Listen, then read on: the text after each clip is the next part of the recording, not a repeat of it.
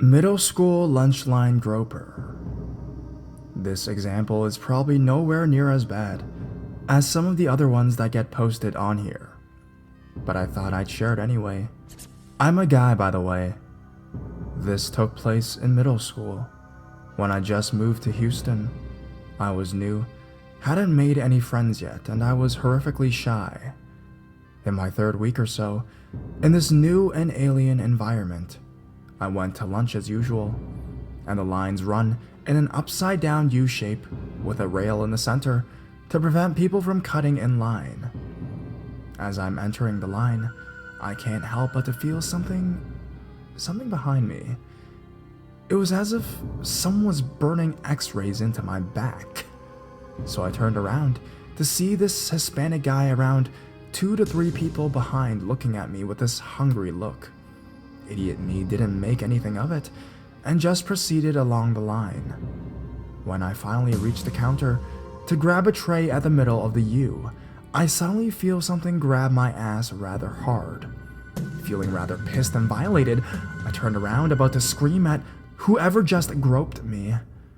I managed to get the words, "What the hell is your fucking when I did the full 180 and saw it was the same guy who was leering at me earlier. Only this time he was grabbing his crotch and making circular rotations and sporting an expression on his face I can only describe as somewhere between excited, horny, and horrified. And he was shaking his head and his mouth open. At this point, I really don't want to be stuck in the same line with a guy who just grabbed my ass and wants God knows what else. So I drop my tray, push and shove through a bunch of cursing kids, and go to the library where I hide among the shelves. Thankfully, I never saw the guy again, but I always made sure I had a few bucks on me so I could eat at a better line just in case.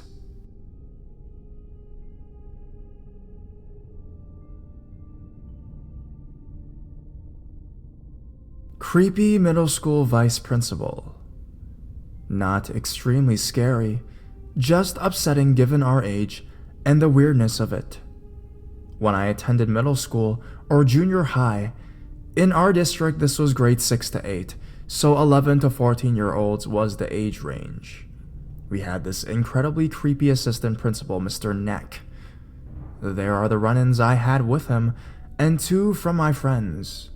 This guy was super weird about the dress code, particularly focused on females, but the way he went about it was creeper max. I once wore a V-neck to school. Back in 7th grade, I was already nearly the height I am now, and a bit overdeveloped compared to a lot of the other girls. I also had hit that awkward chubby stage a lot of kids go through and had pretty big boobs, a lot more so than I do now. I was alone in the hallway, getting a book I had been sent to my locker to retrieve as I had forgot it for class, and Mr. Neck rounds the corner. Knowing already from rumors and his general unsettling presence that he was a creep, I purposely focused my gaze inside my locker and ignored him. I felt him stop behind me. "Your shirt is too low." I looked down and said, "What?" Because it was a V-neck, and I had no cleavage exposed, even looking straight down. This guy reaches over and actually touches an 11 to 13-year-old me and pulls my shirt up a bit. I froze in absolute shock as he walks off. One friend told a similar occurrence where he basically cornered her when she was in the hallway alone and said, "You'd still be pretty if you pulled your shirt up." What the fuck, man? Not okay to say. Worst is an experience another friend had. She worked in the office since there was a sort of a program there for kids to be little office helpers for the secretaries. I'm not sure exactly what her duties were, but she was basically in the office a lot before and after school and during her study hall. Mr. Neck would often talk to her about personal things you shouldn't talk about with kids that aren't your own, like her friends, boys, mentioning whatever she wore that day. One instance in particular, she mentioned she wore a shirt with words across her chest, and he stopped by the chair she was sitting in, and just stared at her chest, much longer, for what was necessary to read it. He smiled, repeated the words on her chest, and then walked off. I remember her whispering about it to me, saying she thought he was looking at her nipples, which at the time, not all the girls wore bras yet, and I guess it was cold in the office, and she was aware you could see the outline through her shirt. One day, we had this spirit fair assembly sort of thing, in which there was a dunk tank, and Mr. Neck was one of the teachers getting dunked. Afterwards was her study hall, so she went to the office. She said he came into the office soaking wet and proceeded to get changed in his office, not closing the door, completely visible to her, which she pretended to ignore. I'm not entirely sure whether anyone else was in the office, but given context, I'm assuming not. A lot of the staff was still cleaning or running the spirit fair, I remember. He then called her name and had her come over, asking her to undo his tie for him, since supposedly it was wet and twisted and stuck and he couldn't get it. She undid his tie and said it came off completely easily, and she was 100% certain he was lying. Feeling sick and uncomfortable, she went to the bathroom, and when she came back to his room, his door was closed. Everything was so minor to where it could be left to misinterpretation, and we were all so embarrassed by it, no one ever said anything. I heard there was a few more of the rowdy, trouble-causing kids at the school who saw him more often since he was the vice principal, who said things, but nothing ever came of it. Probably they weren't believed since they were problem kids, or like I said, were told that that's not what was happening.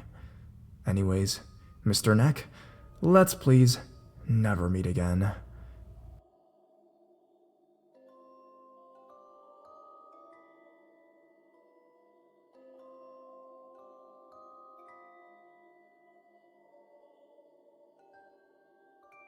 Substitute teacher. I don't know if this was a universal thing, but when I was in middle school, there was a few substitute teachers that would make their rounds when teachers were absent. We all knew the subs pretty well, which were serious and which would let us play MASH and read magazines and talk all period.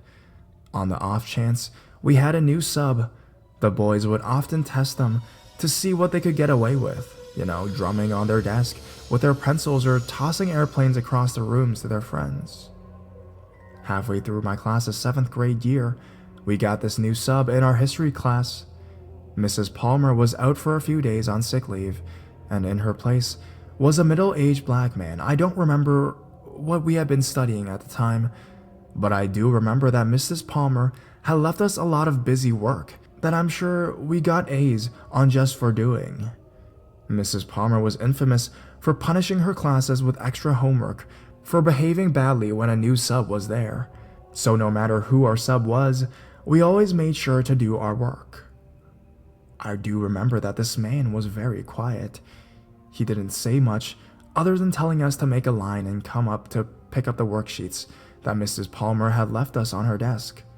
He never told us our name or tried to engage us like some older subs did.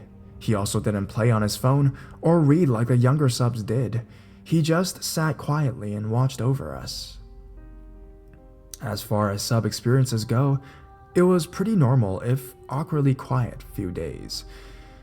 We would come in, do our work, whisper quietly, and then the bell would ring. We moved on to the next class. I really don't remember him talking much, except for when one student asked him a question.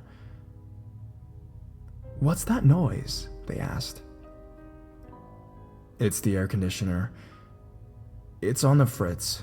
They're supposed to fix it this weekend, I think," our sub answered. At the time, I thought nothing of it. It made sense to us. We didn't question it. However, soon, after my mother asked me about him, she asked if we had him as a sub, and at first I had no clue who she would be talking about because I'd never known his name. When it was obvious that I was confused, she described him to me. "Oh yeah, he was our sub. Why? Did you go to school with him or something?" I have older parents, so this wasn't much of a stretch. No, she said. But did you notice anything weird about him? I told my mom that he was just quiet. She said that when the background check came back to the school, it reported that he had sex offender charges for sexually assaulting a minor. When she asked again if I was sure nothing weird about him or if he talked to us about anything weird, I told her the only thing he really said was the air conditioner making a clicking noise. Turns out, it wasn't the air conditioner. He had been very stealthily taking photos of us the entire time he subbed.